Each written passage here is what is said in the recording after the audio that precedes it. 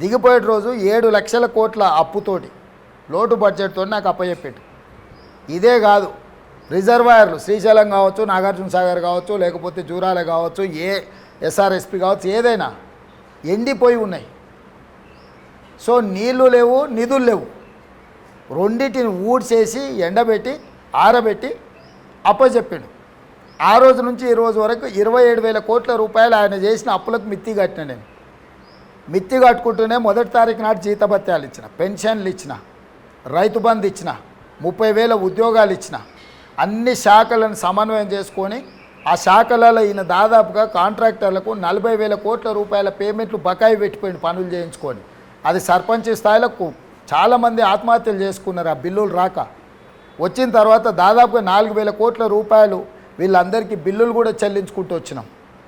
So ప్రణాళికబద్ధంగా రాష్ట్రానికి వచ్చే ఆదాయాన్ని పెంచుకొని ఈ పెంచిన ఆదాయాన్ని ప్రాధాన్యత క్రమంలో సంక్షేమానికి కానీ అభివృద్ధి కానీ ఖర్చు పెడుతున్నాము. ఇప్పుడు ఈ ఫైనాన్షియల్ ఇయర్ ఇప్పుడు కేంద్రం కానీ రాష్ట్రం కానీ ఓటాన్ అకౌంట్ బడ్జెట్ పెట్టింది. రేపు జూన్లో ఫుల్ ఫ్లెడ్జ్డ్ బడ్జెట్ వస్తుంది, జూన్ జూలైలో, వాళ్ళకైనా మనకైనా. అప్పుడు కేంద్ర ప్రభుత్వం నుంచి మనకి ఎన్ని నిధులు వస్తున్నాయి, రాష్ట్ర ప్రభుత్వంలో వచ్చే ఆదాయం ఎంత, ఈ ఆదాయాల మీద మనకి ఇంకా ఎంత వెసులుబాటు ఉంది లోన్లు తెచ్చుకోవడానికి కూడా, రాష్ట్ర ప్రభుత్వం లోన్ తెచ్చుకోవడానికి. ఇప్పుడు ప్రజల మీద 30,000 32,000 కోట్లు ఏదో ఉన్నదని ప్రాథమిక అంచనాకు వచ్చినాం. సరే హరీష్ రావు ఏదో 39,000 కోట్లు ఉన్నాయి ఏదో లెక్కలు చెప్తుండే. మరి ఆయన లెక్కలు అంటే వాళ్ళు ఎగ్గొట్టిపోయినా ₹1,00,000 రుణమాఫీలో 9,000 కోట్లు కూడా దీనికి యాడ్ చేసి చెప్తున్నాడా నాకు తెలియదు. ఇంకా నేను అంత ఎందుకంటే ఎలక్షన్ కోడ్ ఉంది, అధికారులను వీటిని లోతుగా విశ్లేషించడానికి కుదరలేదు. దీంట్లో పెద్దగా తంత్రం లేదు, పెద్దగా మాయ లేదు. రైతుల మీద ఉన్న లోన్లు ఏవైతే బ్యాంకులు ఇచ్చిండ్రో ఆ బ్యాంకులకు ప్రభుత్వమే పూచీకత్తు ఇచ్చి ప్రభుత్వం విడతల వారికి ఆ బ్యాంకులకు చెల్లించి రైతులను ఒకటే రోజు అందరికీ విముక్తి కలిగిస్తాము.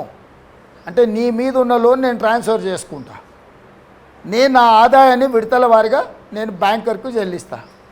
సింపుల్. దీంట్లో వీళ్ళేమనుకుంటారు, రాజేంద్ర అంటే భూములు అమ్మకుంటే ఎట్లేస్తాని. ఆయన ఆర్థిక మంత్రి ఉండి ఉన్నాయని తెగ నమ్మిండు. ఆయన దోస్తు వచ్చినాక ఊడ్చి అమ్మిండు. ఏ ఒక్కరోజు అని ఈటల రాజేంద్ర ఎందుకు అమ్ముతున్నావు ఆయన అడుగుతుండా. అంటే రైతులకు రుణమాఫీ జరగొద్దు, వాళ్ళు చచ్చిపోవాలని పగతోటి హరీషు ఈటల రాజేందరు ఇంచు భూమి అమ్మొద్దు. నరేంద్ర మోడీ 60 లక్షల కోట్ల ప్రభుత్వ రంగ సంస్థలను 6 లక్షల కోట్లకు అమ్మేయచ్చు. రాజేందర్కు తేలుగుట్టినట్టు కూడా ఉండదు.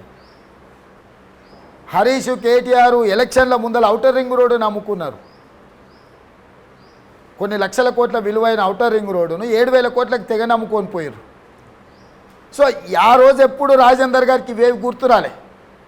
70 లక్షల మంది రైతులకు 30,000 కోట్ల రుణమాఫీ చేయడానికి నేను ప్రయత్నం చేస్తుంటే, అరే ఆయన మొన్ననే వచ్చిండా కొంచెం సమయం ఏంటి చేస్తాడు కదా అనాల్సింది పోయి, నువ్వేది అమ్మడానికి లేదు, ఏది చేయడానికి లేదు అంటే వీళ్ళ అసూయనా, ద్వేషమా, లేకపోతే రైతుల పట్ల పగనా, అసలు వాళ్ళ ఉద్దేశం ఏందో నాకు అర్థం కావడం లేదు. వీళ్ళందరూ భాషా భావము ఒకే తీరుగుంది.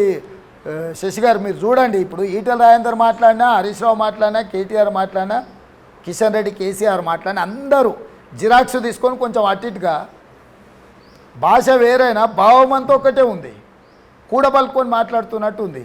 సో నేను మళ్ళీ చెప్తున్నా, విస్పష్టంగా చెప్తున్నా, ఇది జూబ్లీ హిల్స్, ఈయనే పెద్దమ్మ గుడి ఉంటుంది. పెద్దమ్మ గుడి సాక్షిగా చెప్తున్నా, మీకు 15 ఆగస్టు లోపల రైతులకు రుణమాఫీ చేస్తా. ఇది మా ప్రభుత్వం యొక్క గ్యారంటీ.